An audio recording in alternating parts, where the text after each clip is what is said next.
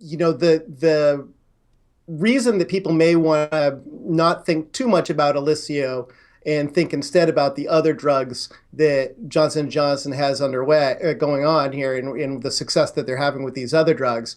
One of my favorites of all of those drugs has got to be Invokana. It's a type 2 diabetes drug.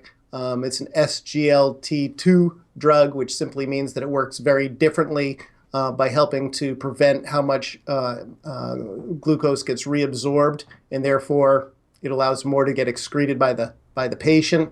That drug is taken off like gangbusters. Sales more than doubled in the past year to 1.3 billion.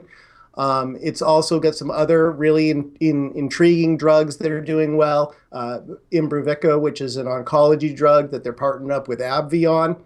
That's now over $1 billion a year drug. If globally, their share of that rose from 200 million to over 600 million last year. It's also got a drug for psoriasis called Stelara, which is dosed much less frequently than their top-selling Remicade and other anti-TNF drugs that are used in autoimmune disease drugs.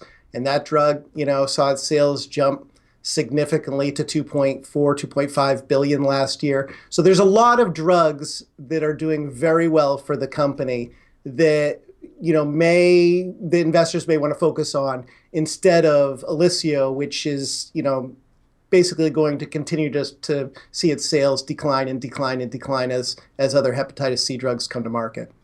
One thing I'll add on Remicade is that this drug has kind of been the pivotal the focus of the discussion on biosimilars and whether or not that threat will become apparent to Johnson & Johnson. As a reminder, biosimilars are essentially generic versions of biologic drugs. So they're a lot harder to make. They're not going to sell for as much of a discount. And they're pretty new. So we're still kind of figuring out exactly what it means for some of these gigantic healthcare companies to face competition from newly introduced biosimilars.